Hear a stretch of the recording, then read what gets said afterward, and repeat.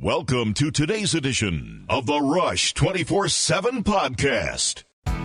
So, Obama lands in Cuba. We can call it one small step for man, one giant leap for Marxism. It's incredible. Everything out there is just incredible today. Greetings, my friends. It's a delight to have you here, Rush Limbaugh, as we kick off a brand new week of broadcast excellence. The telephone number is 800-282-2882, and the email address lrushbaugh@eibnet.com. Yep, so Obama is in Cuba. A bunch of the drive-by media are in Cuba, and they're wearing Che Guevara shirts and other Cuban revolutionary garb. Chris Cuomo, the son of Mario the Pious, is wearing a shirt that Castro gave Mario the Pious, and as he's there with ABC. We had Hillary at the American-Israel Political Action Committee meeting today, and she dumped on Trump. Trump's a bully. There can't be any neutrality whatsoever in dealing with Israel and Palestine. And my reaction to that is, she said America can't ever be neutral when it comes to Israel's security or survival. And yet, doesn't this woman support our deal with Iran? How in the world can you support the Iranian nuke deal and be pro-Israel? That's the question. And I wouldn't be surprised. I don't know, Trump and Cruz and Kasich. Is Kasich? Yeah, I think Bernie Sanders, Crazy Bernie's the only one not speaking to the group today. I think Kasich is a whole other story. Kasich, folks, this guy, he said his continued candidacy. I am not making this up. John Kasich said Republicans should thank me for remaining in the race. John Kasich said that his continued candidacy is an opportunity for Republicans to reward him for past accomplishments. And he said it was on Meet the Depressed with F. Chuck Todd. And he said that Republicans should, quote, thank me for remaining in the race. And he's got some convoluted theory. The problem remaining in the race and taking delegates away actually propels Trump. But anyway, we've got to get to these protests because that's not what they are. The things that happened Saturday in Arizona, the things that happen at Trump rallies. I'll tell you a little story to set this up. I played golf yesterday. Oh, speaking of which, tell you certainly, I hit some of the best golf shots I have ever hit in my life yesterday. I went to sleep thinking about one of them, reliving it over and over. I'm not going to describe it so you can stick to the issues. Crowd will go nuts. But after golf, and it was a large group of people. It was a bunch of friends of mine and their wives. And the guys played a foursome, and the wives played a foursome, and the wives followed. And after it was all over, began talking to people about the campaign, obviously. And I hadn't seen a couple of these people in a while. And they came up to me and said, oh, Rush, I just so miss having a chance to ask you. You've got to tell me, what do we make of these Trump protests? Isn't it terrible? And I said, they're not Trump protests. What do you mean? I said, well, do you think that these are Trump people protesting you? And Trump is responsible for this? Well, yes, isn't that? No, it's not. See, this is how this works. Because Trump has an attitude about these protesters, and because he says he's not going to tolerate it, and because he doesn't tolerate it, you have a bunch of people who, because the drive-bys want you to think this. I mean, it's understandable. The drive-bys want you to think that it's Trump responsible for all this. That Trump and his very existence, Trump and his speeches, Trump and his rallies are causing otherwise normal and sane people to lose their minds and start protesting and shutting things down. And folks, this is the point I was trying to make on Friday on this program. We get caught up in this Republican campaign, but I told you on Friday that what's happening in this campaign is tiddlywinks compared to what's going to happen when we get to the general. Doesn't matter who our nominee is. This is tiddlywinks compared to what's going to happen. The left, they got their guy, they got Obama for 2 terms. We are in the midst of the official, long hoped for, long awaited transformation of this country from capitalism to socialism by the left and the Democrat Party. And they're not just going to abide by the results of an election if they lose it. They're not going to sit by and let this happen. And it's not, and they never have. They have always used what is commonly called public protest or dissent or what have you. It's actually what it's become now borders on criminal behavior. Let me give you an analogy to explain what I mean. Let's take protests at abortion clinics. Let's say protests at Planned Parenthood. What are the rules for those? Well, Planned Parenthood's what's a private company, whatever you want to call it, organization. It's private, isn't public. So anybody that wants to protest what goes on in there cannot walk in and start harassing employees and start beating up employees. They have to stay outside the building. In many cases, they're required by law to stay a few feet away. Imagine what you would do. Imagine what Obama would do. Imagine what anybody would do if anti-abortion protesters stormed Planned Parenthood facilities, actually went inside and started beating up people at work there and trashing the place. Do you think anybody would say, it's the time-honored art of American dissent? Isn't it wonderful?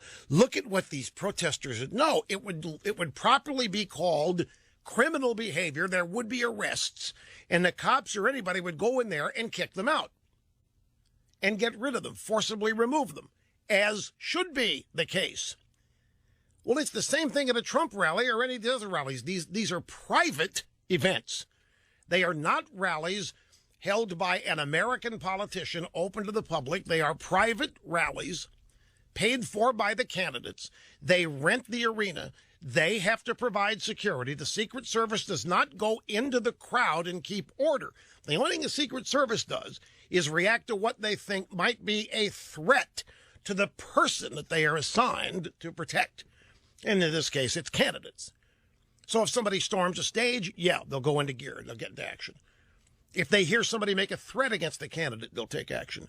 But if there are fisticuffs out in the crowd, Secret Service doesn't touch that. That's up to local security, local law enforcement, and whatever private security the candidates have purchased to take. And in no instance is a protester allowed to come in there and do what they've been doing without being kicked out and arrested. But that's not how this is portrayed. This is portrayed as normal, everyday American people protesting what they think is the dangerous Donald Trump. These are purposefully planned and executed strategies to disrupt these events. The people doing this in no way will ever become Trump supporters. They are there to shut down these events. They are there to cause these problems, to make it look like it's Trump and his supporters. And I would say this if it were happening to Cruz. I would say this if it were happening to Kasich. I would say this if it were happening to Hillary. Except it doesn't happen to Democrats because our side abides by the law and doesn't seem to see the benefit in doing this kind of thing. But these groups are the same groups they've always been. They're climate change groups, global warming groups. They are Occupy Wall Street, Black Lives Matter. Whatever the protest groups over the course of the years, it's the same people, just with different names, the organizations that have been created that they supposedly are members of or represent. But the people that run the Trump rallies have every right to throw them out of there. They do not have the right to come in and disrupt these things under the guise of peaceful protest. Look at the blockade of the street in Arizona that happened on Saturday, where Trump was supposed to speak. These people blocked the street. That's not a protest. That's criminal behavior. They were trying to keep people from getting to the Trump rally. And so they shut down the one road that people had to get there. And law enforcement wasn't prepared. It took a while for law enforcement to show up and be able to do anything about it. You had people with vehicles linked across the street, people laying down on the street, making passage impossible. It was backed up for miles. That one road led to the only hospital in the region. How many people in those cars that were tied up and unable to get to the Trump rally were not even going to the Trump rally? How many of them are doing other things, going other places? How many ambulances might have been in that line trying to get in to the hospital? How many people had their young these people, they're out in the desert here, folks. Miles and miles. This is not a protest, and it's not Trump people. And if you want to say, well, Trump's causing it, you're wrong. This was my whole point on Friday. The enemy is not Trump. The enemy is not Cruz. The enemy is not Kasich. The enemy is the left, the Democrat Party, the American left. They are the most destructive force in this country today. And they are doing whatever they can to create havoc and discomfort, and they want the reaction to be you blaming Trump. Or you blaming the Republican, whoever the Republican happens to be. They want you blaming Trump for it. If Trump weren't doing what he's doing, this wouldn't be happening. That's what you are supposed to conclude. And then you're to conclude Trump should stop, Trump should get out, Trump's a menace, Trump's this. It isn't Trump doing this. It is not Trump's people doing this. It is not Trump's supporters. These are people that are going to vote for Hillary Clinton doing this. Or Crazy Bernie or whoever ends up with the Democrat nomination. These are criminal leftists. These are not protests. These are provocations and riots in waiting. Shutting down a highway, as they did, is not lawful. It's not a protest. It's not dissent. It is criminality, and it needs to be dealt with as such. These are private events. Protesters do not have the right to enter and disrupt. In no other circumstance would this be tolerated.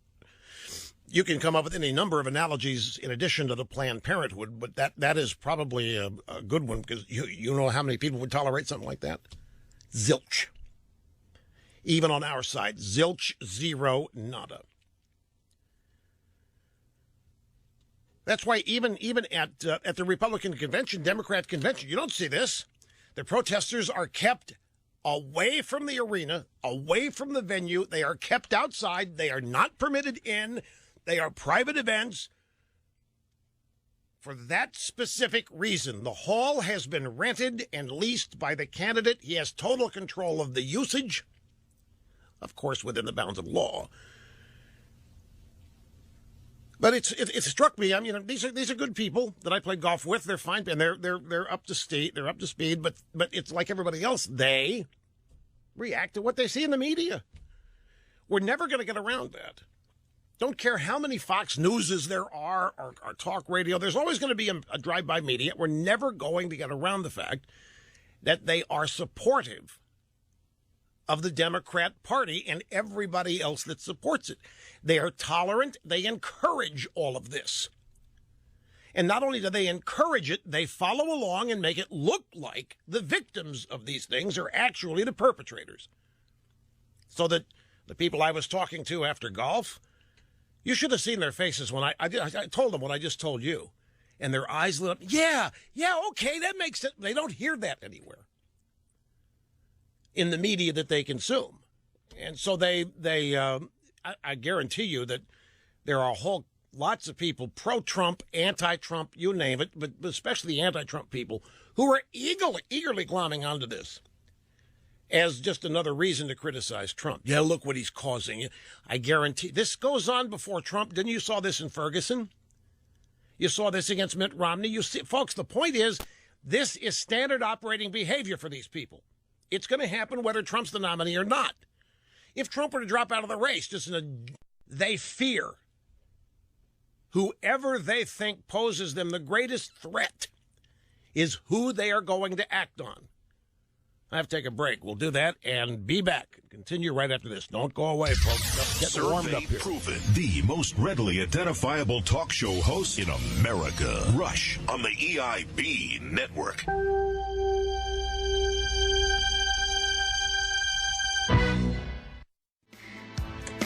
Having more fun than a human being should be allowed to have. Kicking off a brand new week of broadcast excellence, the telephone number is 800-282-2882.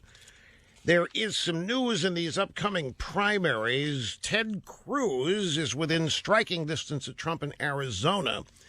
A poll of Arizona Republicans conducted last week, but released actually toward the weekend, shows that Donald Trump leads Cruz 31-19, with Kasich and Rubio tied at 10%. The most encouraging news for Cruz is that the poll finds 30% of Republicans remain undecided, and late deciding voters in all of these primaries, maybe a couple of exceptions, but late deciding voters have not voted for Trump in almost every state that has voted so far.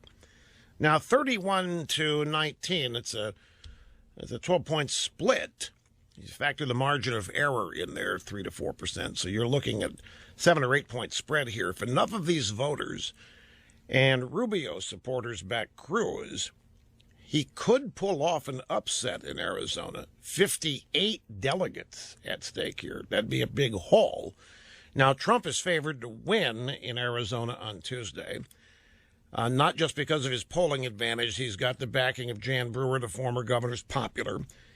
Of course, immigration's a huge issue in Arizona, and Trump is personally identified with that issue. But it says here, it's a Weekly Standard story, that Trump may have hurt himself among these voters by announcing he was softening his position on immigration in a recent debate, and showing himself to be ignorant about the details of his own plan in an earlier debate. Now, you have to read that or listen, take it with a grain of salt, because that's from the Weekly Standard, which is William Crystal's magazine. And the New York Times, big, huge story yesterday. Republican leaders map strategery to derail Donald Trump. And one of the Republican leaders heavily involved is William Crystal of the Weekly Standard. And in addition to that, we've got Reince Priebus, the chairman of the Republican National Committee, who said, I cannot 100% guarantee that one of the three remaining candidates will be the nominee. He was asked about a contested convention. He said, well, probably not. People like to talk. And then he was hit with the bolt out of the sky. Well, can you guarantee the nominee is going to be one of the three? Trump, Cruz, Kasich. Well, he started hedging his bets. Well, I don't know. I don't think I would 100% guarantee that, no. And if you read this New York Times piece on Sunday, you'd understand why. Republican leaders adamantly opposed to Trump are preparing a 100-day campaign to deny him the nomination, starting with an aggressive battle in the Wisconsin primary on April 5th and extending into the summer. A delegate-by-delegate lobbying effort that would cast Trump as a calamitous choice for the general election. That's the lead. The story goes on from there. Details on that and much else yet to come here on the Rush Limbaugh program of the EIB Network. Hang in, folks. Back before you know it. Where was the GOP's 100-day plan to take out Obama? Anybody remember that plan? Where's the GOP's 100-day plan to take out Hillary Clinton? Anybody heard of that plan?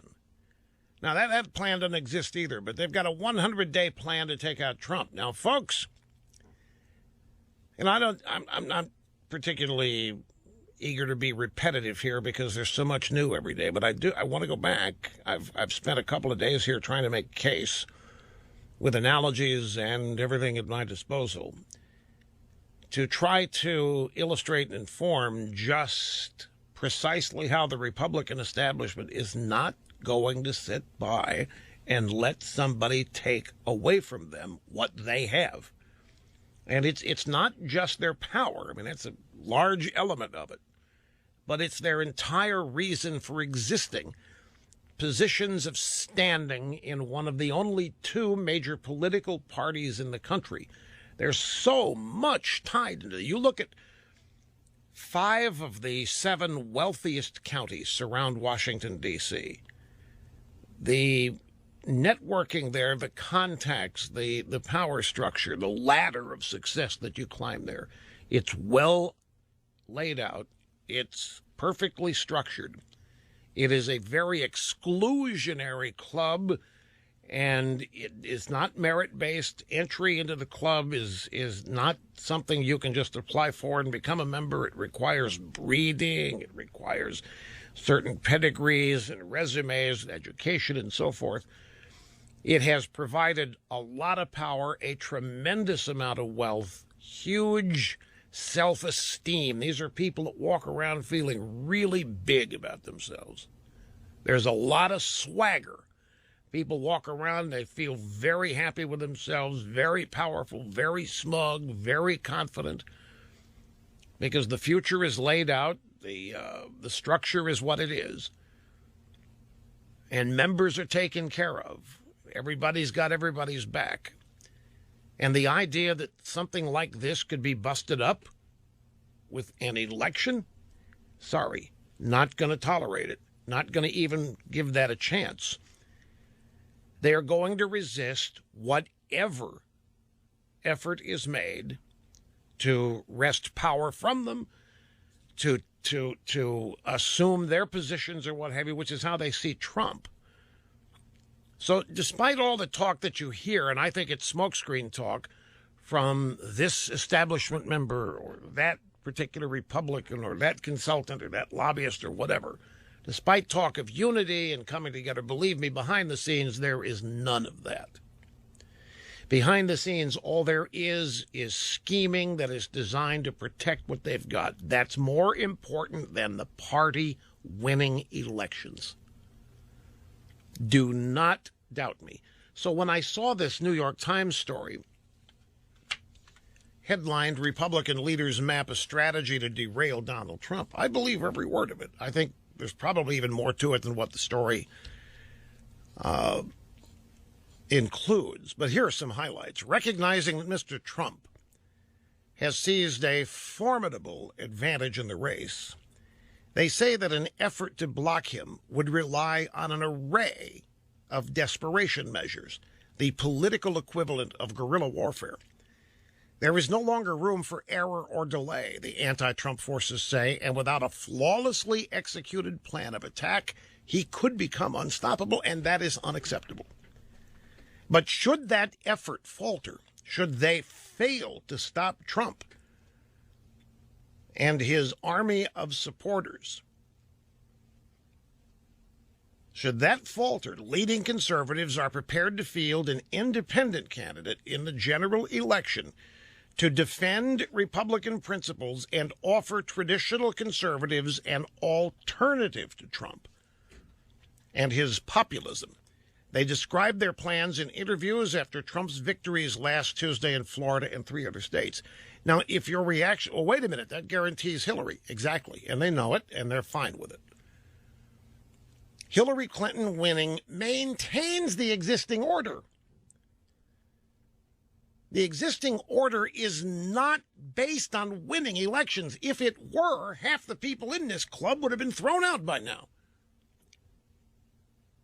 I mean, half the people in this club are the reason Republicans don't win elections, and they're still there, and they're still members in good standing of this power structure, whatever name you want to give it. And by throwing a third-party candidate out there, where principled conservatives can once again vote to guarantee the continuation of socialist Marxism in the United States, that's considered a wise move. Because it preserves what's important to the establishment. The names of a few well-known conservatives have been offered up in recent days as potential third-party standard bearers, and William Crystal, editor of the Weekly Standard, has circulated another of his famous memos to a small number of conservative allies, detailing the process by which an independent candidate could get on general election ballots across the country. Among the recruits under discussion are Tom Coburn, a former Oklahoma senator who has told associates he'd be open to running, and Rick Perry, the former Texas governor, who was suggested as a possible third-party candidate at a meeting of conservative activists on Thursday. So you got that conservative group that met on Thursday that could not come to a consensus, apparently. This is an entirely different group. We got two different. We got the establishment and the conservative groups. Now, Crystal was not a member of the conservative group. He's part of the establishment. He runs the Weekly Standard. And I'm sure he thinks, who's going to read this? Who's going to want to read this if we're not in power, or if we're not in charge of the opposition, if we're not perceived to be in charge of the opposition? Now, Coburn said he left the Senate early last year to get cancer treatment. But he said that Trump needs to be stopped, and he expected to back an independent candidate against Trump. He said he had little appetite for a campaign of his own, but he didn't rule it out. I'm going to support that person, whoever this group comes up with, to stop Trump. I don't expect that person to be me. Trump opponents convened a series of war councils last week to pinpoint his biggest vulnerabilities and consider whether to endorse Cruz or Casey. This is, you know what gives this up? You know, what exposes this as not being about the party. Why are these people not unifying around Ted Cruz? You got a guy who is second in delegates. You have a guy who is in the Senate. I know, look, it's a rhetorical question. I know the answer to the question. It makes the point. You've got Trump. They don't want any of these three. They really don't want Trump, and they really don't want Cruz. They're in a panic. They've got to come up with somebody. Why? If they were serious about winning, why, and unity, why not? If you don't like Trump and you're going to take Trump out, why not unify behind Cruz? And the fact that they don't want to do that should be all you need to know about what really is going on here. And it isn't about winning the presidency, folks. And that's, you want to, I mean, it's another in a long line of reasons of why Trump exists and why Trump has supporters. You go back to these protests, which are not protests, these criminal actions. I will guarantee you that Trump supporters, they are made up of a lot of people, folks. They are, there's another thing happening, by the way. The Trump supporter is being presented as a poor, dumb, uneducated, white, working-class person who has lost his manufacturing job 10 years ago and wants to blame somebody for his failures. That's who they want you to believe Trump supporters are. It may be the most disadvantaged group in this country to be a member of today, the white working class. Seems like everybody's dumping on that group of people. The white working class, in their view, in their minds, they're the ones who have gone off to fight the wars. They're the ones who have voted the existing Republican power structure into office year after year after year. They are the ones that pay their taxes. They are the ones who do the work that very few other people in the country want to do, including joining the military, and everybody's dumping on them. Prior to joining Trump, you know what they did? They were Tea Partiers. And by the way, the Tea Party and Trump supporters are not monolithic. They're not all poor, white. Look, let me just call a spade a spade. What they want you to believe is the average Trump voter is an uneducated hick. White trash. Upset over his own or her own personal failures, looking to blame somebody else. And Trump has come along and given them comfort. That's not who they are. Sure, some people in that group might fit that description. The vast majority of them are Tea Partiers. The vast majority of them are really middle class, some of you in upper middle class, who are fit to be tied. You look at these protests that are the criminal actions that are called protests. I don't know how to emphasize this. Since the 1960s, there has been a building anger and resentment at all of these protesters and everything they've gotten away with and everything they have destroyed. People have sat in their homes and watched this stuff, and they have cursed it. They have opposed it. They have wondered why nobody does anything to stop it. They have wondered why malcontents like this get away with destructive criminal behavior. They know it's not protest. They know it's not.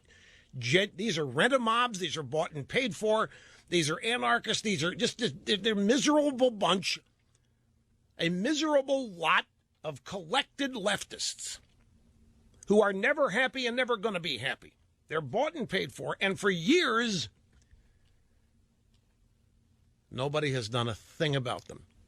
They have been permitted to become what is seen as an active political force for the Democrat Party. The Republican Party doesn't stand up to them, tries to coddle them. The Republican Party doesn't do what Trump comes along and simply isn't taking it. And it's another reason why people are supportive of Trump. I mean, there's a lot tied up in all of this in terms of reasons to explain Trump support and so forth. But the great misunderstanding exists inside the Beltway. Great misunderstanding of just who and what the majority American body politic is, who they are, what they think, what their dreams are. That's foreign territory to people inside the Beltway, and they are resented to boot. Republican Party had a chance to embrace it. I never could understand why they wouldn't embrace the anti-Obama coalition, Obamacare. There was a built-in majority waiting for the Republican Party to join and become a majority. And then the Tea Party came along, and they wanted no part of the Tea Party. And the Tea Party presented an opportunity to once again become a majority party, and they wouldn't unite with the Tea Party. What do they expect going to happen when they reject their own voters, when they reject people that want to support them over and over again, when they mock them and laugh at them and make fun of them? What do they think is going to happen when somebody like Trump comes along? Anyway, time to get your phone calls in on this and other things still popping, so we'll be back. For your convenience, broadcasting almost 100% in English with just a little Spanish lingo. Rush on the EIB network.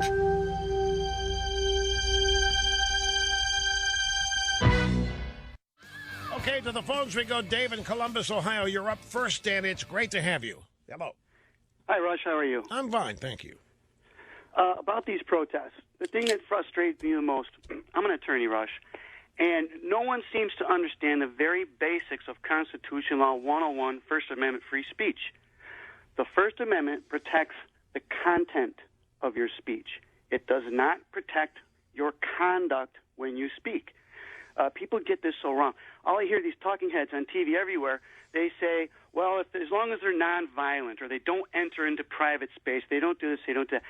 If you're in public and you annoy people, that's disorderly conduct. You can't grab a megaphone and start marching around, blocking foot traffic, and screaming at people, getting in their faces. That's disorderly conduct. It's well, you can do it, but you're going to be removed. In any other circumstance, you're going to be removed if you do it. But it's not the time-honored free speech, history of the United States, everybody has a right to do it. You don't. You can't act like... You can't be a nuisance and then carry a Bernie sign that you're inoculated. No one on TV seems to get this. They say that they're allowed to march down the street. When you see protesters with megaphones and signs marching around, they have to get a permit from the city to do that. There has to be a space, a time set up. Right. Well, there was. I get your point. There was no permit to block traffic given. His point is that the First Amendment does not provide you freedom of conduct. You may have freedom of speech, but there's no freedom of speech in these private events anyway. You do not have a right to be heard. That is another thing about the First Amendment that a bunch of idiots seem to misunderstand. They equate the right of free speech with the right to be heard. Nobody has to listen to you. You can go where you can say whatever you want to say, and nobody has to listen, and you can't do anything if they don't. The minute you start forcing them to listen by shackling them or imprisoning them or trapping them or whatever, you are in violation of the law. The thing is, the media is always going to do this, Dave. The media is always going to promote leftist protesters. They're always going to categorize them as great heirs of the American tradition. They're going to promote them as great freedom fighters and free speech lovers, civil rights leaders and all that. They're nothing but a bunch of thug criminals. And for the first time, somebody's calling them out. It happens to be Trump. For years, Republican voters have ached for something to be done about this. I'm telling you, you do not know how fit to be tied so many people are that crap like that ends up being a factor in policy. Crap like that goes on in Ferguson, crap like that goes on in Baltimore or Los Angeles, or ends up becoming public policy, influencing public policy. You don't know how many people are fit to be tied over there for years and years and years. It's one of the many things Republican voters feel ticked off about. What was it? I just had a... it was Lindsey Graham. We must be prepared to lose an election to maintain our heart and soul. We must be. We as Republicans, we must be committed and prepared to losing an election. We're only talking about the future of the country, not your heart and soul. And we're not talking about your job. And we're not talking about maintaining the establishment. People are concerned about their own futures, not yours. Their own lives. Yours is set. You're a member of the establishment. You're going to be fine no matter what happens. That's the problem. We'll be back. Rush Limbaugh, simply brilliant on the EIB network.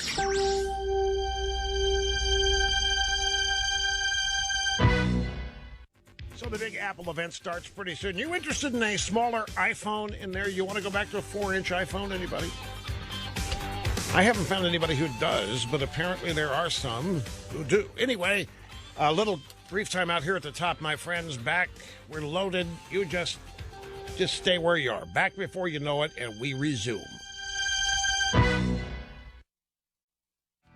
That's right. I forgot to ask the staff on the other side of the glass here, what are your thoughts on the Hulk Hogan Gawker trial? So what happened was that Gawker has been ordered to pay $115 million to Hogan for a violation of his privacy. I mean, this is just the scourge of our culture on trial here. Everything about it, there's nothing redeemable about this at all, except the argument that it put forth, and that is freedom of the press versus the right to privacy. And the press took a huge hit on this. Now, many people, what do you mean, Rush? Gawker's not there. Yes, it is. Gawker's media, Gawker's the press. Gawker is the one place in the world with no morality. Absolutely zilch, zero, no morality. And they don't have $115 million. If this holds up, they're out of business. I don't know how they can stay around. I know the jury is meeting today to actually get to the penalty phase. The first award was $115 million, and it can be trebled. Who knows what? I mean, you reach a point where not even, what do they have, 50, 60 million I read that they've got. They took a loan or something. I mean, you can wipe them out no matter what happens. And what's fascinating about this is a jury of people in Tampa, Florida, which dropped the hammer on the media and said, no, you don't have the right to publish that kind of thing about anybody without their permission or whatever. And you ought to see some of the reaction out there. You've got even some conservative blogs are supporting Gawker while not defending Gawker. They're thinking, oh, my goodness, this is horrible. This is the worst thing that could have happened for the media. And other people are celebrating it because they just like the media, whoever it is up on the chopping block, actually getting blunt force trauma thrown right at them. So it's fascinating to see how this plays out. Anyway, folks, Yeah, Sturdley. See, Sturdley is trying to steer me into providing you the details of the case, acting like he doesn't know. Rush, what were the details of that? Well, it involves a shock jock in Tampa by the name of Bubba the Love Sponge and his best friend, the estimable and brilliant Hulkster Hogan of the WWE. And what happened was that the Love Sponge decided to let Hulkster Hogan have sex with his wife.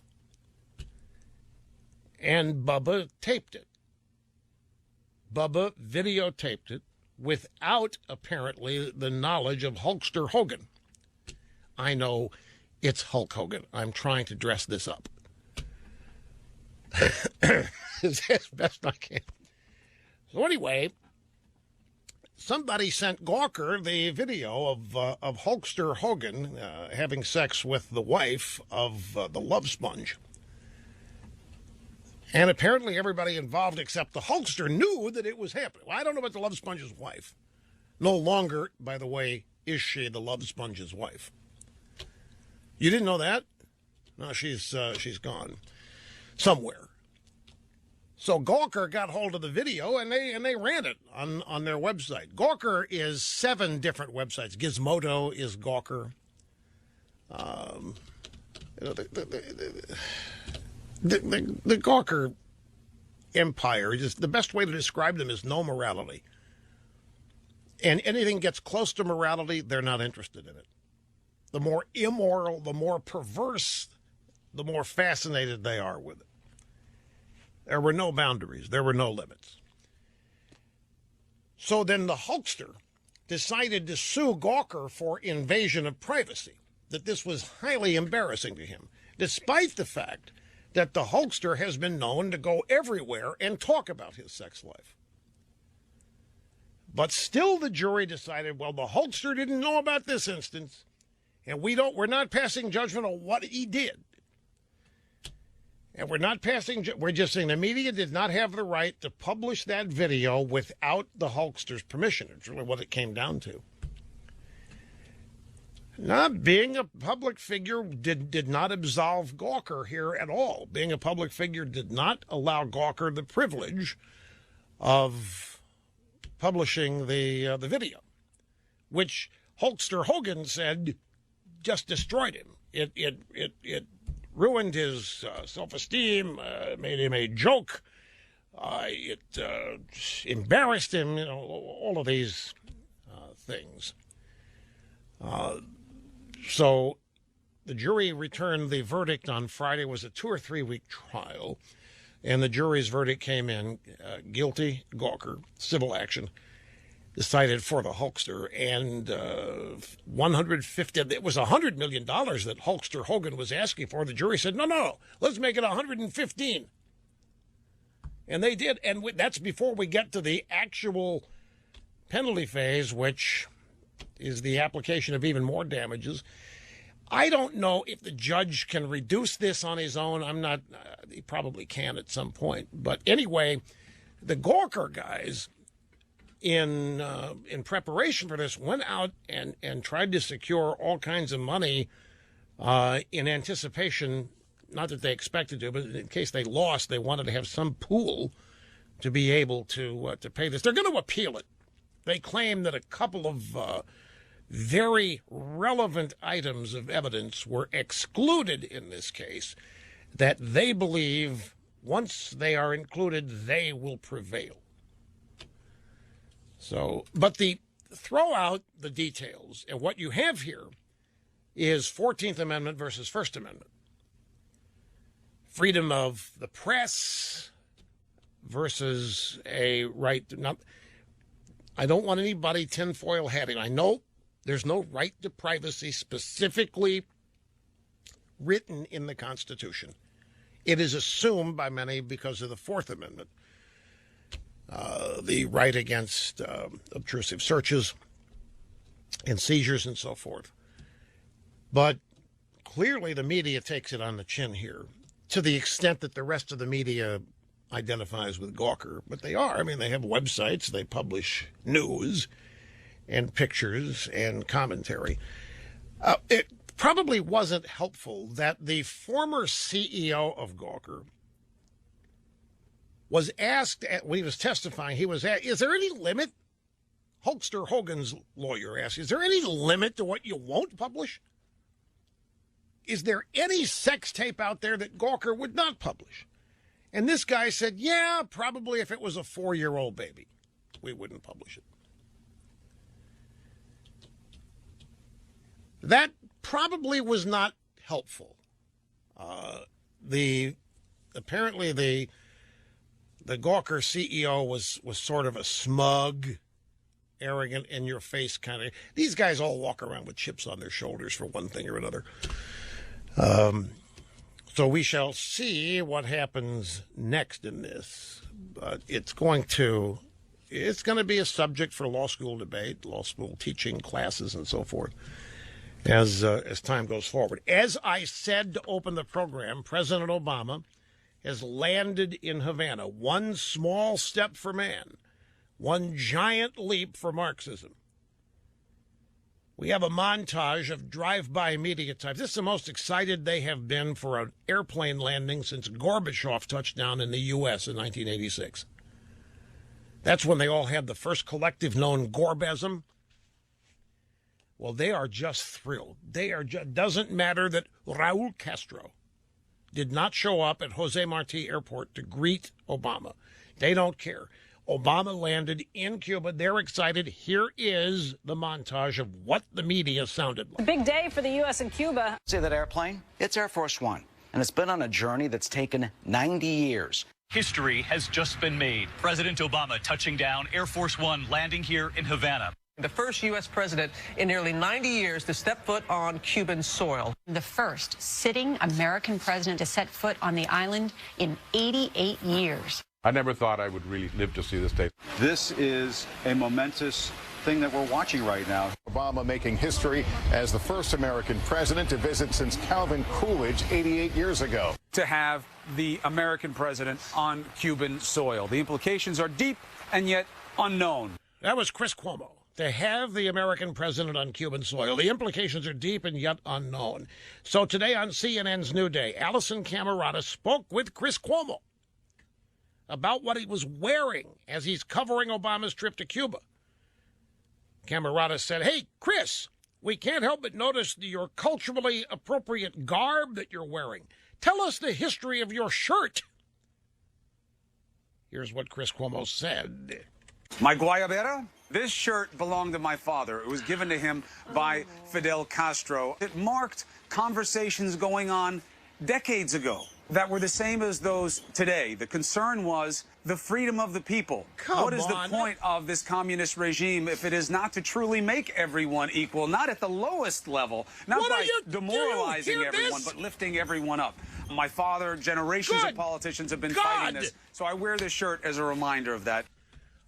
Did you hear that? I gotta rein it back. I gotta dial it back here. Did you just hear how communism was defined here? It's no wonder. What's happened? This is what this guy. Where did this guy pick it up? From his dad? From school? This is incredible. It marked conversations going on decades between Mario the Pious and Fidel Castro, and they were the same then as they are today. The concern was the freedom of the people. What is the point of this communist regime if it is not truly to make everyone equal? Not at the lowest level, not by demoralizing everybody, but lifting everyone up. Are you kidding? That's what communism is? Well, if they've been at it for, 40 or 50 years in Cuba, can anybody say success? Did you know that? Did you know that the purpose of communism was to make everybody rich? Did you know the purpose of communism was to elevate everybody? Everybody was to be equal. Everybody was to be the same. Not demoralized, not at the lowest level, but lifting everyone up.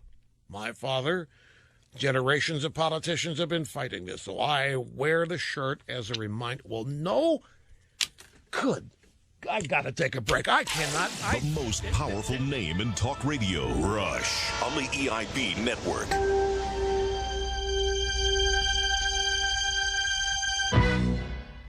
My friends, welcome back. Rush Limbaugh meeting and surpassing all audience expectations every day. It's sound bites like this that, I don't know, slap me in the face and make me realize something that has escaped me all these years. For example, Chris Cuomo, who is the morning drive anchor, if you will, on the CNN, is talking about the shirt that he's wearing, and he's very happy that his dad, Mario the Pious, was in constant contact with Fidel Castro over the wonders of communism, the freedom of the people. Communism imprisons people, but not to these people. No. See, I always thought that these people knew. This is where I was wrong. Back in the days, the 70s, 80s, I'm listening to these people speak glowingly of the Soviet Union, glowingly of the Soviet Union system, happily pronouncing Soviet expansionism, opposing Ronald Reagan, any effort to rein in communism. That was considered the problem as far as the left and the media was concerned. I thought they knew that communism imprisoned people. I thought they knew that communism denied upward economic mobility. I thought they held out hope for it if only the right people could be put in charge with a sufficient amount of money. I did not know until this day,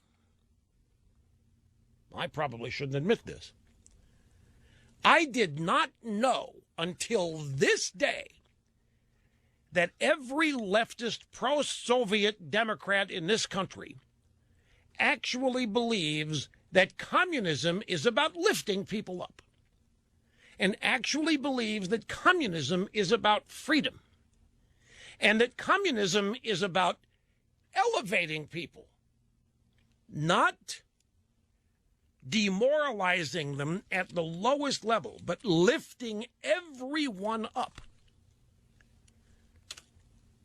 I thought they knew the problems of communism, but were holding out hope that its promise of equality and sameness could be marshaled into utopia. I did not know until this day that they think the original purpose of communism is to elevate people, to give them freedom and upward economic mobility. I'm ashamed. I'm ashamed to admit this. I've been laboring under a misconception. I was giving these people the benefit of the doubt that they knew communism as currently constituted was horrible. But I thought they knew that. I thought they nevertheless held out hope that it was the best way for sameness, equality of outcomes. I did not know that they believe communism equals individual freedom. I did not know that they believe communism stands for upward mobility and equality. This explains a lot to me. Now, how is it that if they believe this, and if Chris Cuomo's father has been talking to Fidel about this for years, why hasn't anybody been able to pull this off? Why is it that no matter where you go in the world, socialism, communism is an abject failure and does the exact opposite of what these people believe it's designed to do? I am a little bit more understanding now of these dolts, given what they think it is. If somebody were to come along and you're a student in junior high, kindergarten, wherever, no matter where you go, in school, they tell you that communism is about individual freedom, economic prosperity, everybody enjoying it, everybody being the best, everybody being the same, nobody losing, no competition, total freedom, do whatever you want, and the state will make sure that everybody ends up with a lot. Well, what numbskull wouldn't find that attractive? If, on the other hand, you teach communism for what it really is, they have to build walls to keep people in, that if you disagree with the thinking of the state, you're going to end up in a dungeon like they have in Cuba. You're going to have people, political prisoners, who will be shot and starved.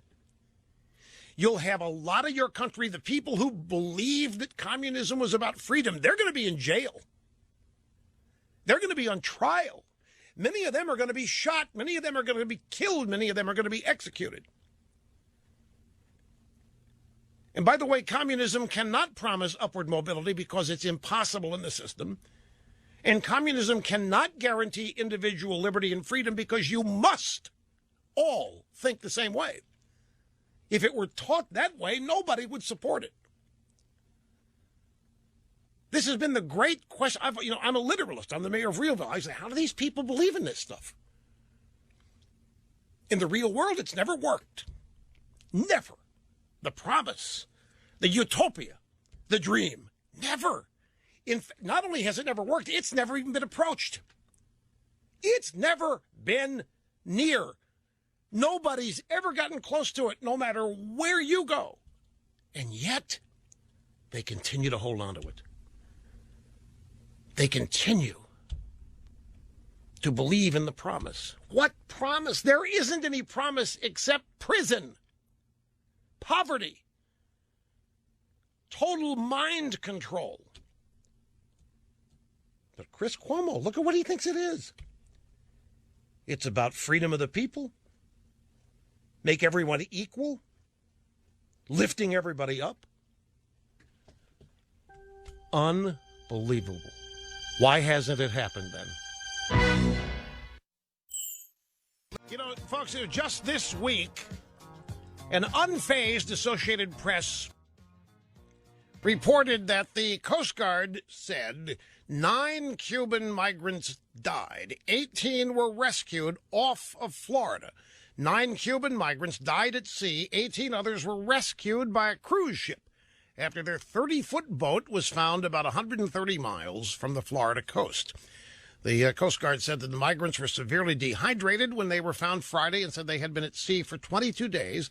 The bodies of those who didn't make it were placed overboard, said Coast Guard Petty Officer Mark Barney. Well, what were these 27 Cubans thinking, for crying out? Why in the world would you abandon such a paradise? In fact, why would any of the people who have left Cuba, why any of the people who were shot trying to get over the Berlin Wall, why any of the people trying to get out of Venezuela, why any people leaving these communist paradises, what were they thinking? They need to have an immediate meeting with Chris Cuomo so that Chris Cuomo can explain to them that communism is about freedom of the people. Not at the lowest level. No, no, no. Everybody will be equal by lifting everyone up. What were they thinking? Why in the world would these 27 people leave such a place? Back to the phones. This is Jennifer. Jennifer in Harrisburg, Pennsylvania. Great to have you on the program. Hi. Hi, Rush. How are you? I'm great. Thank you. I called Mr. Snerdley and I said, I can't, I've been a Republican all my life, and I can't believe the Republicans putting as much effort as they are into trying to stop Trump. As why didn't they help push Romney across the finish line? I mean, their lack of energy to do that versus the energy I see to stop Trump, I'm incredulous. And it makes me believe that they have never wanted to win. They foisted these candidates on me, and as a good Republican voter, I hold my nose, I vote for them, but they don't even want to win. Yeah, and you know what people are saying to them this year? It's time you held your nose. You've been asking, you're exactly right out there, Jennifer. They have been telling us, hold your nose. You have a duty to be loyal to us and the party and vote for McCain. You have a duty to be loyal to us and vote for Bob Dole. You have a duty to be loyal to us and vote for Romney. And people this year are saying, you know what? You hold your nose this year. You have a duty to go out and help us win for once. I'm there. And, Rush, I'm not some blue-collar worker. I'm educated, and I am just flabbergasted about my country and the people that supposedly are leading it. Well, I got to tell you, you have a point. I have never seen this kind of energy from Mitt Romney. The energy Mitt Romney is expending to stop Trump. I have not seen this kind of energy in beating Obama. The Republicans are having these, like the New York Times has this big story yesterday, folks, about this massive effort that's underway. Republican leaders map strategery to derail Trump. It's going to be a massive 100-day event that kicks off on April 5th with the Wisconsin primary. And they are energized, and they are in gear, and they are revved up, and they're going to do whatever it takes to stop Trump. And I will bet you, whatever they do, we won't get 10% of this effort to stop Hillary Clinton. And there is the rub. That is what this is all about. Republican voters, just like Jennifer here, do not see this kind of energy or desire when it comes to beating Democrats. And the vast majority of Republican voters I know think that the real problem in America is the Democrat Party. And there's no effort to stop them, no pushback. I'm beating a dead horse making these points, but I understand, Jennifer, where you're coming from. There's this story here, folks. This is from Mediaite. The headline: Gingrich Cotton among those rumored to be meeting with Trump today, Washington. In a series of closed-door meetings today in Washington, that would be Washington if you're Newt, the Republican frontrunner is expected to meet with upwards of 24 GOP leaders. Although none of the politicians have publicly confirmed that they're scheduled to sit down with Trump, NBC News has reported on at least a few of the possible attendees. The list of Republicans are going to sit there and talk with Trump include Jeff Sessions of Alabama, who is reportedly the organizer of the meetings, as well as a fervent Trump supporter. Former Republican candidate Newt Gingrich also rumored to be in attendance, along with Arkansas Senator Tom Cotton and New York Representatives Tom Reed and Chris Collins. Okay, so looks like, what is this? 24 GOP leaders going to meet with Trump. What's going to happen to these 24? What do you think the party establishment's going to do? You think they might leak stories trying to impugn the integrity of these 24? They're not speaking for the party. These 24 guys meeting with Trump, they are not part of the cabal that's trying to deny Trump. I mean, Newt's out there. He's actually a supporter of Trump. You didn't know that? Newt Gingrich, oh yeah, Newt's supporting Trump. Newt Gingrich is supporting Trump on the theory that if you don't, you may as well be supporting Hillary Clinton. You see, that's what people, as I keep trying to tell everybody I run into, and it's amazing, folks, how so few people realize this. And I can understand it in part. We're in the middle of a Republican campaign. So the Republican contest is the focal point. I understand that. But what this is all about is beating Hillary Clinton. All of this is all about beating the Democrats in November.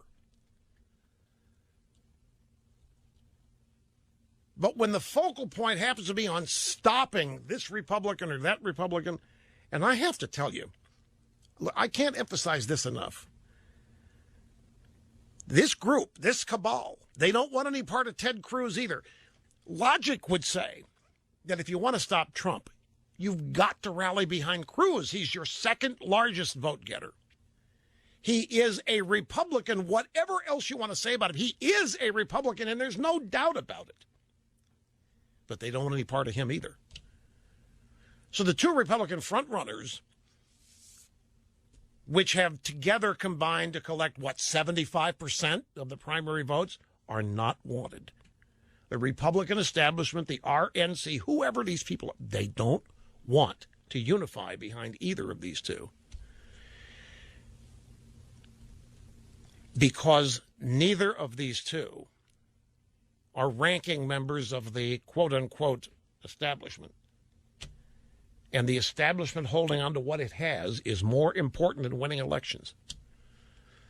This is it's mind-boggling, because the end of all of this is beating Democrats. Not just in the presidential election, but everywhere else you can as well. And at some point, that result is, that objective is going to once again certain. Now, I know, look, folks, I know, but Rush, you're leaving out a very important fact, and that is a lot of people think Trump can't beat Hillary. Well, you think whatever third-party compromise you come up with is going to beat Hillary? You think somebody that's not been in these contests is going to beat Hillary? You think Mitt's going to beat Hillary? You think Jeb's going to beat Hillary? Pick a name. The establishment has telegraphed they don't want Trump, they don't want Cruz. That means they have to be doing what they're doing to find another name to be the nominee. This is not just about stopping Trump, folks. This is about stopping Cruz as well. You Cruz supporters don't automatically assume if they stop Trump, it's your guy. If they want a contested convention, it means they don't want Cruz either. Okay, so who do they want? Well, don't laugh when I tell you Kasich. There are some that would love to have Kasich in there. They've been quoted as saying so. There are some that think this would be the way to get Jeb the nomination. Others think Paul Ryan. Do not. I know that Congressman Ryan, Speaker Ryan, I don't want this, I don't want it. But do not pay attention to that.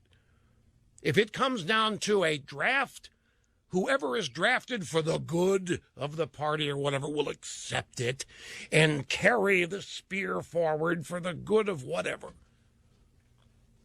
The only reason to do a contested convention is to nominate somebody that has either been defeated in the primaries up to now or somebody who has not been involved in them. Michael Goodwin writes for the New York Post. He used to write for the New York Daily News. He says he's a registered Democrat, but not like the Democrats of today. He also is, well, I'm going to call him a conservative just based on I don't know him. I've never met him. I read his work, and his work definitely comes across as conservative. He had a piece in the New York Post yesterday saying, you know what? It's time for Trump. It's time for revolution. It's time. And he goes through all the reasons why existing, current, approved Republican Party candidates are simply not the answer this year. Oh, look at Snerdley. He knows who Goodwin is, and you can't believe what I just said, can you? And he says he's got friends telling him that what are you, sick? What have you lost your mind? Do we need to commit you to an institution? Are you serious? And he's dead serious about it. And one of the reasons why is he thinks Trump can beat Hillary. He thinks the Trump army can be bigger than anybody knows. He's one of the people, and there are some, who think that Trump can totally redraw the electoral map. By that, he means take Democrats that are traditionally Democrat in the Electoral College presidential race and convert them to the Republican column, like New York, like Michigan. But the takeaway here is exactly what young Jennifer said there. Where is all this energy to stop Trump when it comes to beating Democrats? We have never seen anything like this from them when it's Democrats who are the opponents, have we? Rated the #1 talk radio personality of all time, Rush Limbaugh, on the EIB network.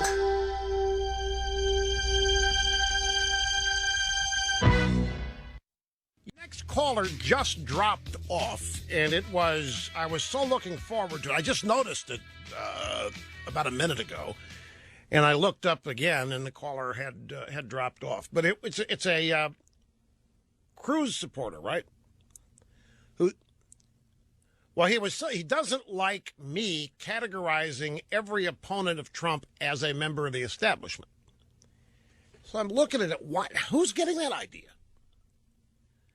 You know, I ran into this last week when I was making the point that one of the threats posed by Trump is that a lot of political professionals, if he wins, and even now, are being shown to be unnecessary. Republican consultants, campaign strategists, fundraisers. I mean, Trump's going against every theory that there is about how to win an election. There's a book, folks. There's a procedure. When you get into a club like this, there's a way things are done. There are the fundraisers, the donors, and they provide the money for everything. The donors provide the money to go hire the consultants, the money to buy advertising, the money to charter the plane to take the candidate and the press around. Then there are the strategists who help the candidate come up with what he thinks about things. And then there's the campaign manager who organizes where you're going to go when and organizes the events. There's all these people, and it's a job. It's a career. And you try to get hired every campaign. And you go to a candidate and you pitch yourself as the best guy to say, win the independents. I'm the best guy. I know how to buy media, the cheapest. I know how to do. And they pitch their wares. They get hired. Trump isn't doing any of that. And he's winning. And in the process, he is sort of blowing up this book. He's blowing up this, you can only do it this way. In every group, you know, if you've worked at a big company or anywhere else and you try to do something different than the way they normally do it, you hear, well, you can't do it that way. We've always done it. Well, that's what this is. We've always done it. We always do it this way. Every campaign has got the same jobs, just different people filling them, has the same fundraiser technique, the same outreach to fundraisers, same dependence on donors or what have you. So I'm making the point that Trump winning here, and if he goes all the way and wins, is going to blow this book up. He's going to blow up this formula. And that's the last. These are all experts. You can't win without them. You can't win without the consultants. You can't win without the fundraisers. You can't win without the bundlers. You can't win without the strategists. You can't win without the analysts. You can't win without the media coordinator. And Trump's doing all that. Those people are going to be threatened, I said. Well, it turned out every blogger on earth thought I was talking about him. And they're writing things, is there no principled opposition to Trump? And I'm talking about 10 people. How many consultants are there at the presidential level? They all get recycled. Mike Murphy was the guy that ran Bush. And by the way, there's a story about him. He blew through $115 million for 4 delegates. They asked him if he felt bad. He said, no. No. I don't feel bad about any of it. We did what we thought would work, and it didn't, but there'll be the next campaign. $115 million. What about the people that donated the money? What'd they get for it? Bob Shrum on the Democrat side ran the Kerry campaign. He's run other Democrat campaigns. Never won a dime. He gets hired every year. This is my point. This is how the establishment works. Well, Trump coming along showing that these guys aren't necessary. These guys are all telling candidates, you can't do this without me. You can't do this without us. It's no different than program directors telling me you cannot succeed unless you have guests. And I'm the guy to book your guests. I can get the best guests in the world. You can't succeed without guests. So really, it's no different. But for some reason, everybody opposed to Trump thought I was talking about them being blown up. And I was talking about really a finite few number of people in professional jobs within the official party structure. So many people thought I was talking about them, which it surprised me. I thought I had been specific enough. Anyway, that's why I want to take this guy's call. He thinks that I am, if you don't support Trump, that you are establishment. And I'm not talking about voters. I'm not talking about citizens here, per se. I'm talking the establishment. You know, put a moat around Washington.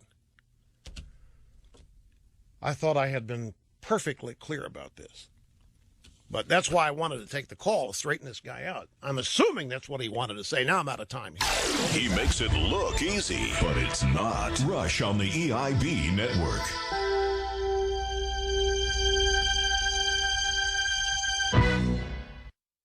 Man, here we go. Fastest 3 hours in media. I've got some sound bites I need you to hear, folks, and when we get back from from Ted Cruz and Trump and Hillary speaking at the American-Israel Public Affairs Committee today. Trump and Cruz are there later. We'll be back. Don't go away. Right, so we had this caller who's not a Trump supporter. Did he say he was a Cruz supporter? Is just mad at Trump, doesn't want Trump, and is tired of me calling anybody opposed to Trump establishment. And I really wish that person had hung up. That person probably realized he was wrong and thought I was going to yell at him. But I don't yell at anybody. I don't yell. I ought to. If there's anybody ought to yell at people, it's me. You know, people say, Rush, have you made that point? Look, I've made every point that's ever been made.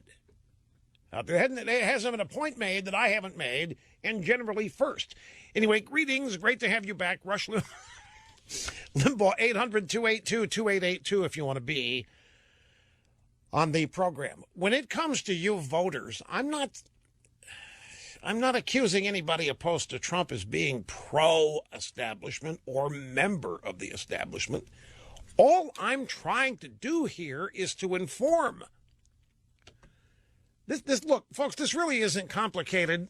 I realize there's a lot of people new listening to the program. Election years always bring in, and there's new people every day anyway, as people grow and find themselves interested. This is the place to come if you want to find out really what's shaking.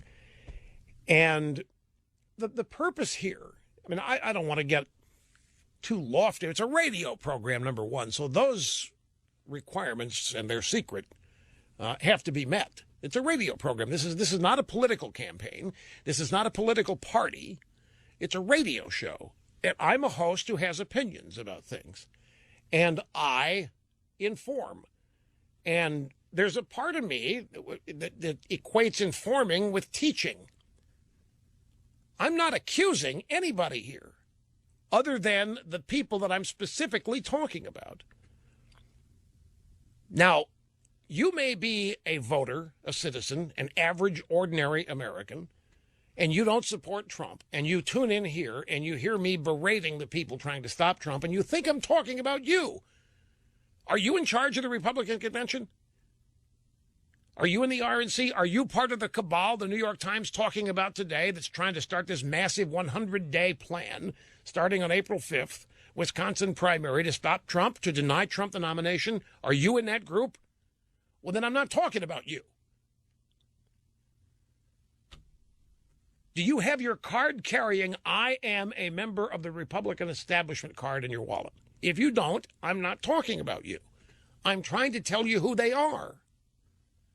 Now, if you happen to end up agreeing with them, fine, but I'm not accusing you of anything.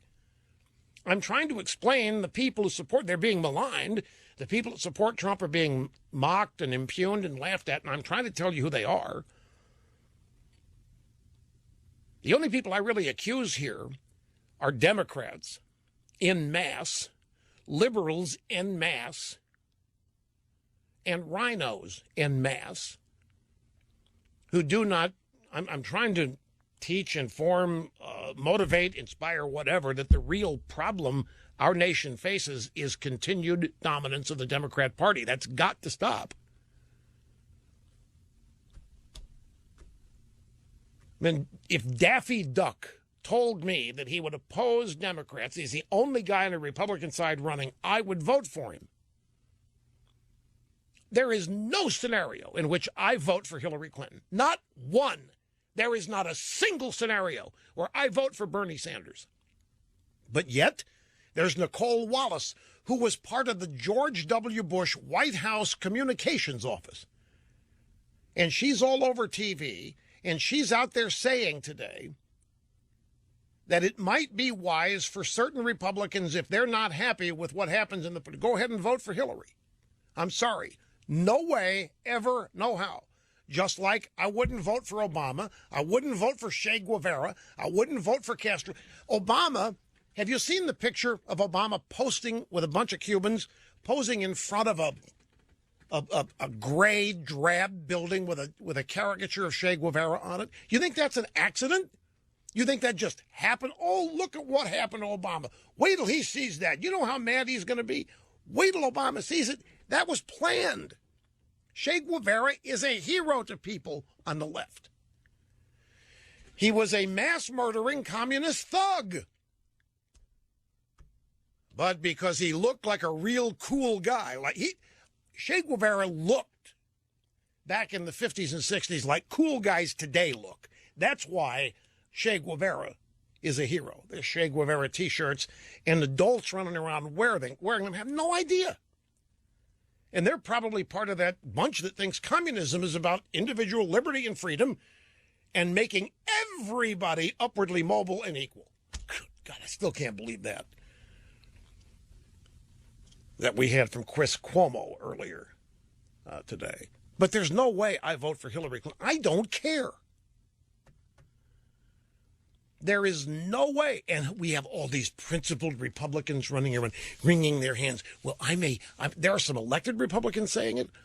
I may vote for Hillary Clinton if that's the only, to save the honor and integrity of my party, to save the heart and soul of my party. I simply can't vote for Donald. I must vote. I might have to vote for Hillary or a third party that guarantees Hillary. Sorry, folks. I don't look at all this as a suicide pact. You know, my character, my honor does not require me to help commit suicide for my country. So, back off and stop taking everything personally. I thought I'd been very clear who I'm talking about here. When I talk about the establishment, when I talk about people, I know that there are average American voters out there impugning and deriding Trump. I know that you're out there. But I'm not including you in all of this.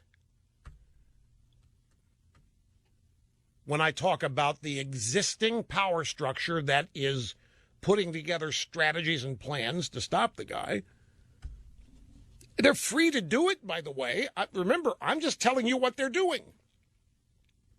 If I think they're making a mistake, I'll tell you that too, which I often do.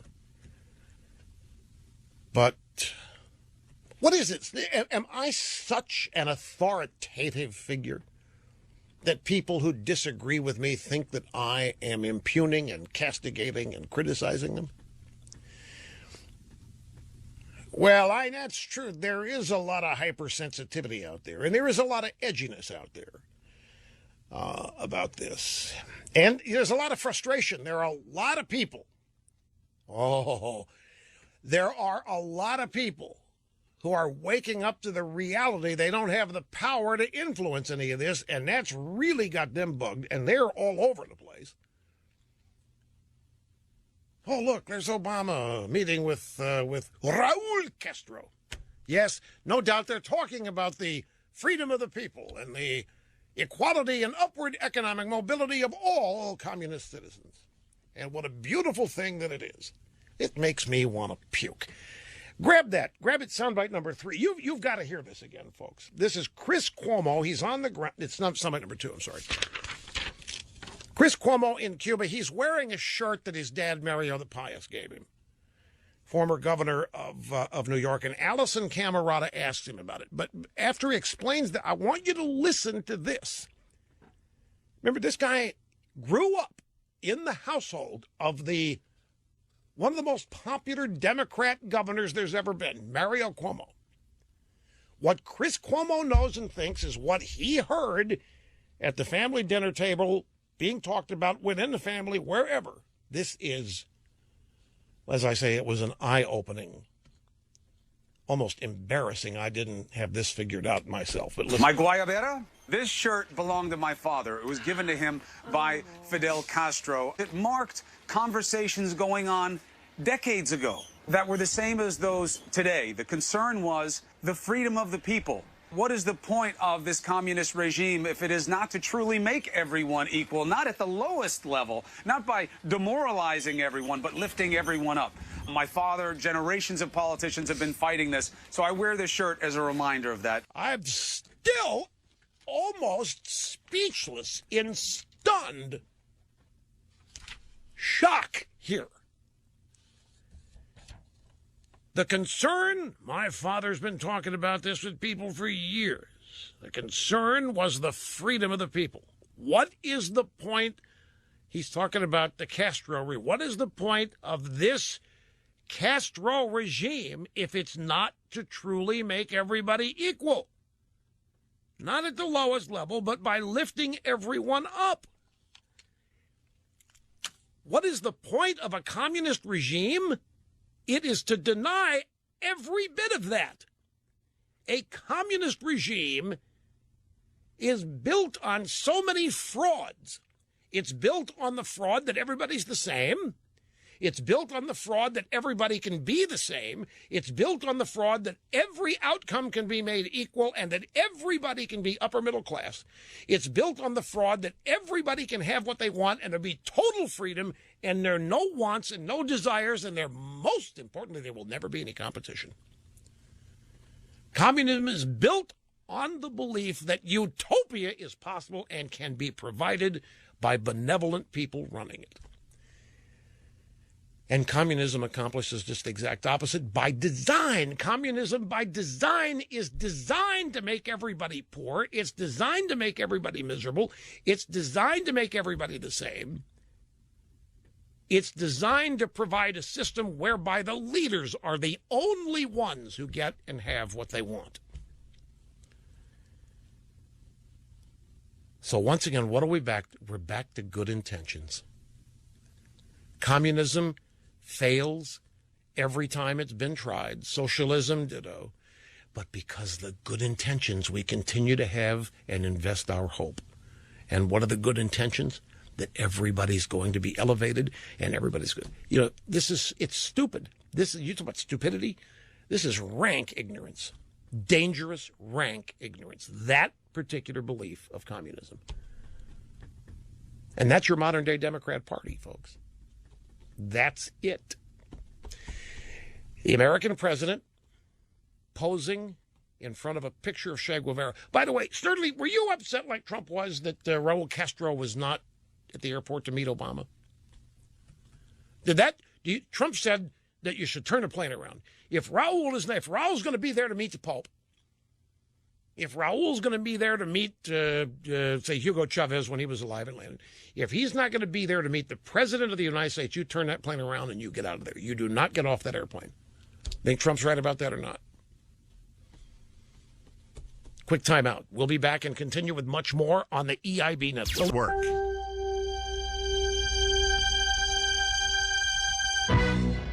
Back to the phones. Richard in Morristown, New Jersey. Thank you for calling, sir. Great to have you here. Hi. Thank you. Dittos, Rush. I wanted to comment on your analysis of the Republican establishment focusing their energy not on winning, but on keeping their jobs. And I think it's as relevant today as Eisenhower's warning against the military-industrial complex was in the 50s. I think, in fact, the Republican political industrial complex has decided that its best strategy is for Hillary to be elected to justify their positions. And without them, just like the enemies were needed to justify military spending and to justify huge military establishment, we need the opposition of a President Obama or a Hillary Clinton to justify the billions of dollars of consultants and media money and all of the other establishments. Okay, now you are taking it a little farther than I have gone. And so therefore everybody in the audience, I want you to realize this guy was insulting every one of you. Every one of you that's not supporting Trump, you are supporting Hillary because you want, I'm just kidding. I'm trying to say this. Doing that would be as crazy as getting mad at me.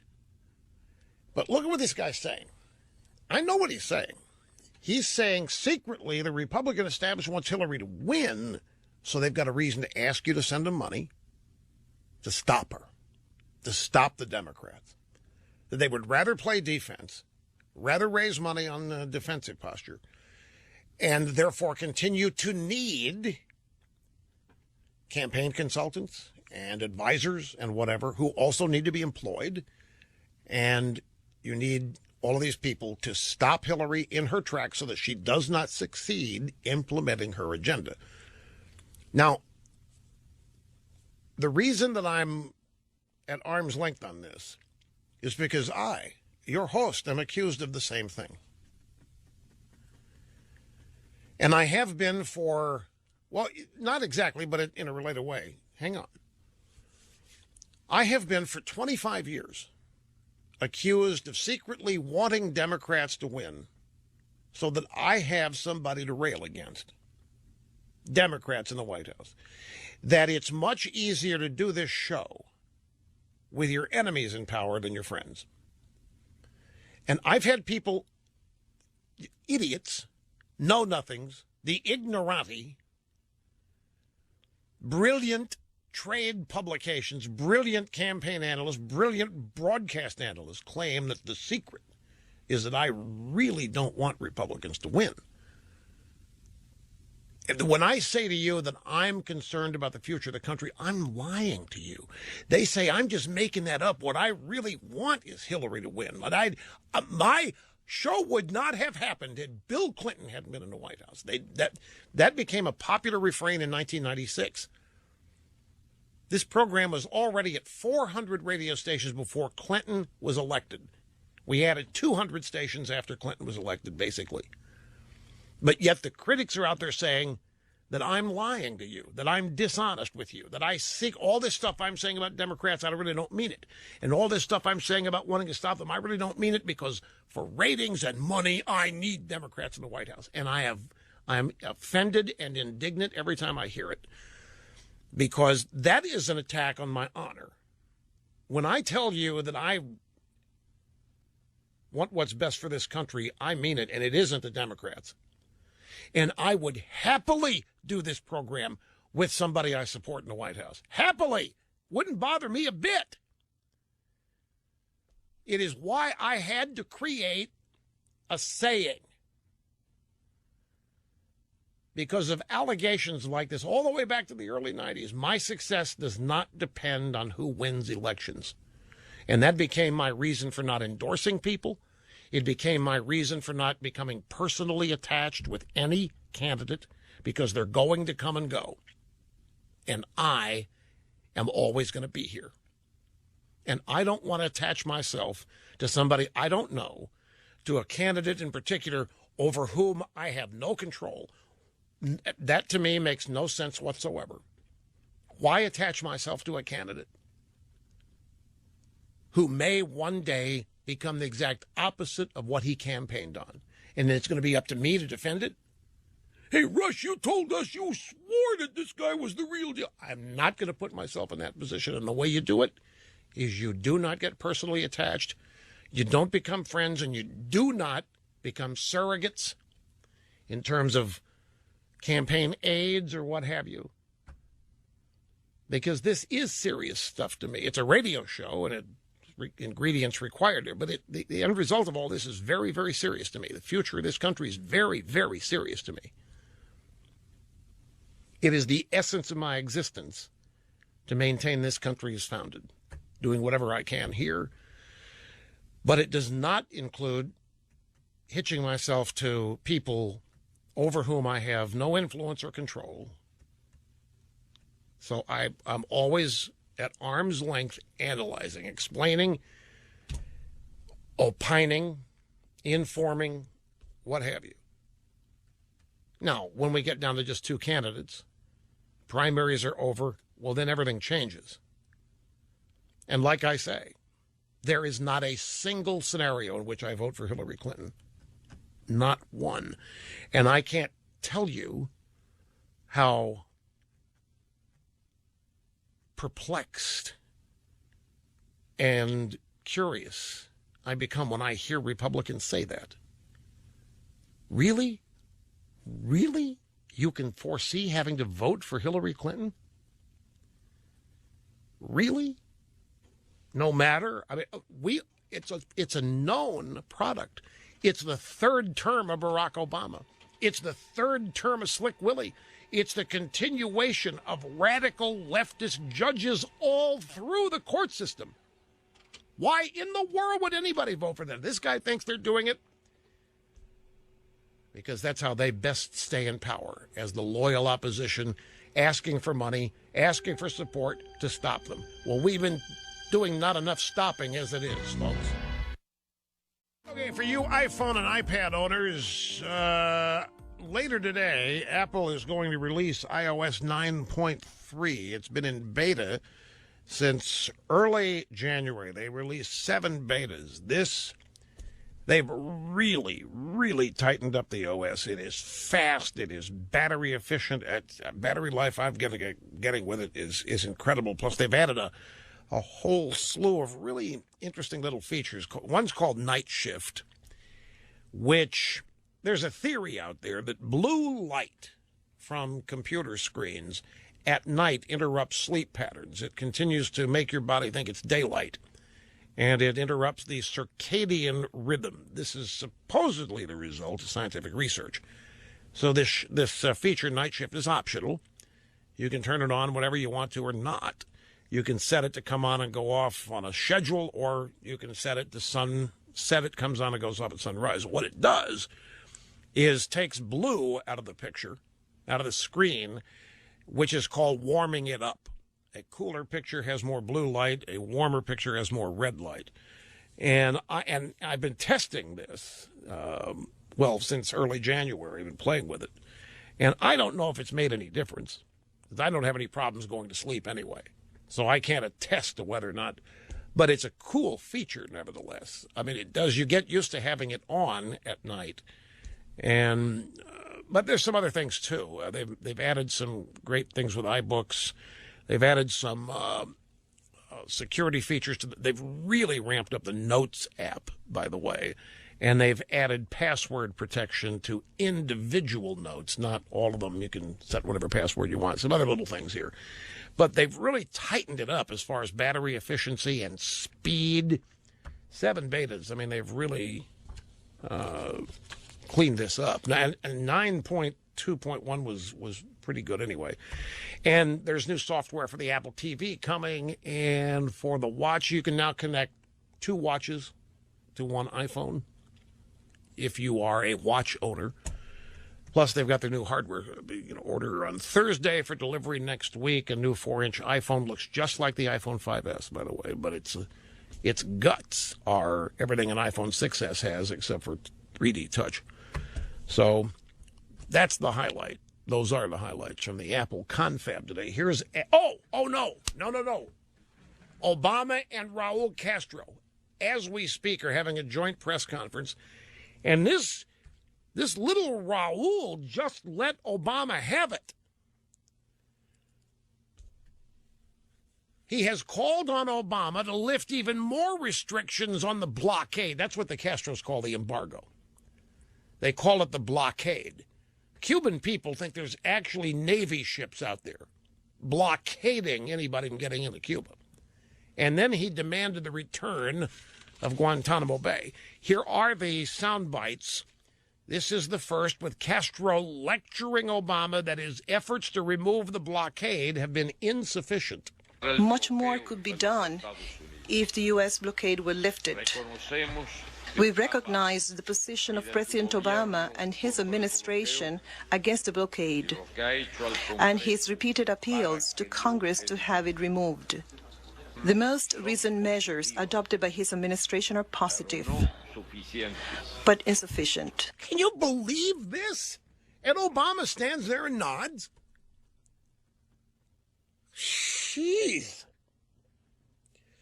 You know, folks, the blockade, Castro has told the poor Cuban people, ever since 1962, that the reason they're poor is the American blockade. The only reason they do not have jobs, the only reason they do not have parts for their 57 Chevys, and the only reason why their buildings are falling apart, I saw CNN did a stand-up report. One of the reporters this morning is in Havana. And I don't know what this guy was thinking, but he chose a position. It looked out, bombed out Beirut behind him. he had a picture of Havana framed that would look like bombed out Beirut. It just looked dilapidated and 60 years old, which it is. Now, normally these reporters would try to find some new hotel to stand in front of, or some speakeasy little coffee shop or what have you. But no. They chose an absolute picture to frame this report in that made Havana look like it had been bombed back to the Stone Age. You know, and there are a lot of Americans, but a lot of liberals who think that Raul Castro and Fidel are right, that it's our blockade, the embargo, which has limited Cuba and deprived it of economic opportunity. And here's the thing. We are the only country in the world that does not trade with Cuba. Well, the only major country. I don't know what they do in Myanmar, and I don't know what Belize does. But I can tell you that we are the only major country that does not trade with them. And yet that is portrayed as the reason why the Cuban people are still living in poverty. And, of course, it would make sense for the Castros to say this. They're not going to blame themselves, and they obviously are not going to blame communism. They blame America for it, for standing in the way. But since they're able to trade with Saudi Arabia, they're able to trade with the UK, every nation in Europe, they trade with Canada, they trade with the Chicoms, they trade with everybody. The only reason the Cuban people are poor is the Cuban government. The only reason the Cuban people don't have any freedom or economic upward mobility is communism. You know, it is striking to have to still explain this. It amazes me to think of the number of people to whom the truth and realities of communism is news that they've not heard before. Here is Raul Castro now demanding that we give back Guantanamo Bay. The blockade stands as the most important obstacle to our economic development and the well-being of the Cuban people. That's why its removal will be of the essence to normalize bilateral relations. And actually, it will also bring benefits to the Cuban emigres who wish the best for their families and their country. Oh, my God. In order to move forward towards normalization, it will also be necessary to return the territory illegally occupied by Guantanamo Naval Base. Why don't you kick us off, Raul? You're such a major power. Why don't you kick us out of there? If we're illegally occupying the Guantanamo base, just move in and send your military, kick us out. But they can't. But did you notice this little thing about immigrants? And actually, it will also bring benefits to the Cuban immigrants who wish the best for their families and their country. So he's making a pitch for amnesty. He's joining Obama in his illegal amnesty push. But right there, he said it, the blockade stands as the most important obstacle to our economic development. Really? What a crock. You know, there have been, when did this? This would have been there was a period of time in the first Clinton administration where the Clinton administration began talking about lifting the embargo. I don't know that it was Bill Clinton per se. He might have, but there were others in his State Department who began to publicly talk about it. And do you know what? Any time that happened, and it wasn't just that one time, there have been many instances in the last 30, 40 years where an American official here or there publicly speaks about the proposition it's time to leave or lift the embargo. Do you know what Castro did in every instance?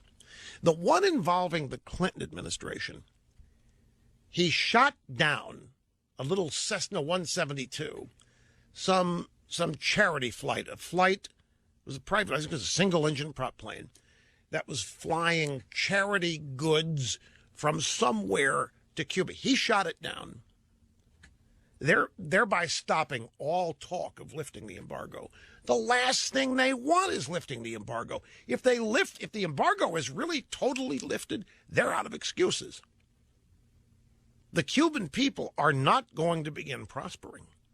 The Cuban people are not going to experience upward economic mobility if we totally eliminate the embargo. It isn't going to happen because it's still going to be a communist country. And old Raul and his regime clearly know that. His demanding the embargo be lifted is actually intended to make sure that it isn't.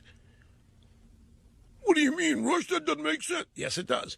You get the President of the United States standing next to you. Now, any other president, this would be true. With Obama, you don't know.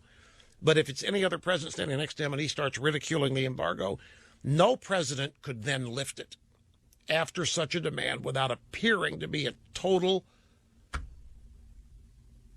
sellout, a total coward. Oh, you lift the embargo because this little communist tells you to? Raul Castro knows that that's the wrong way to get the embargo lifted, to publicly demand it. There's no way Obama can then go back and do it without people saying, you're kowtowing to a little communist thug. But that may not be applicable with Obama. It's his last year in office, and he doesn't care about any of that. So with Obama, it might work. I don't know. Anybody else, that would be the fastest way to keep that embargo intact, is to publicly demand that it be lifted. Back after that. He didn't start it, but he'll be happy to finish it. Rush on the EIB network.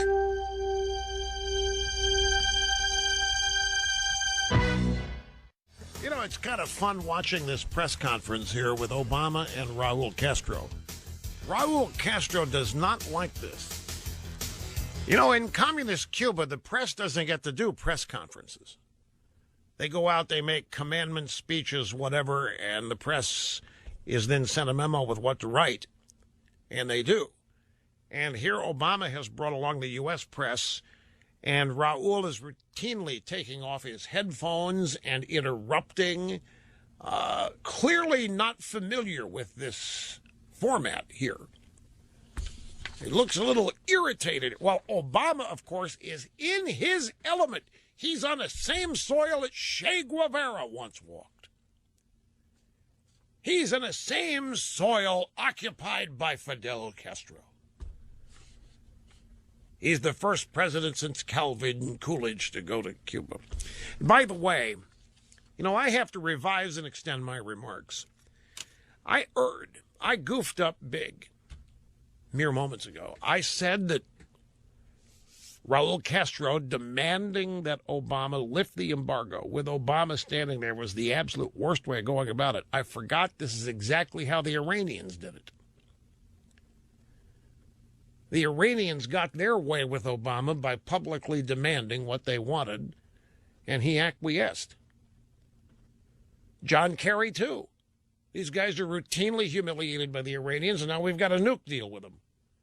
And I want to remind you again, Hillary Clinton's out there trashing Trump on his stance of neutrality in negotiations between Israel and Palestine. By the way, there's a big poll of Israeli Jews that shows Donald Trump is the most popular American Republican. I think, I don't have it in front of me. What is he? He's clearly the most popular Republican running in the race among Israeli Jews. I don't know if it's all politicians are just Republicans, but he's got good poll numbers. There's the bottom line.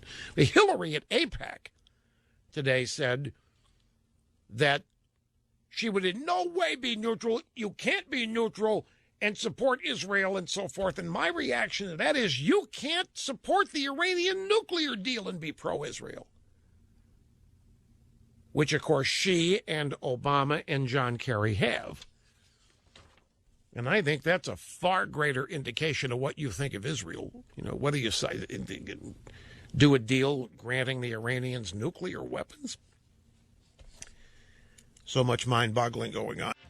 Okay, folks, that's it. But a great start to a brand new week of broadcast excellence. A couple of primaries, Utah, Arizona tomorrow we'll be on top of. And whatever else happens between now and when we next get back. Thanks for being with us today, folks. See you soon.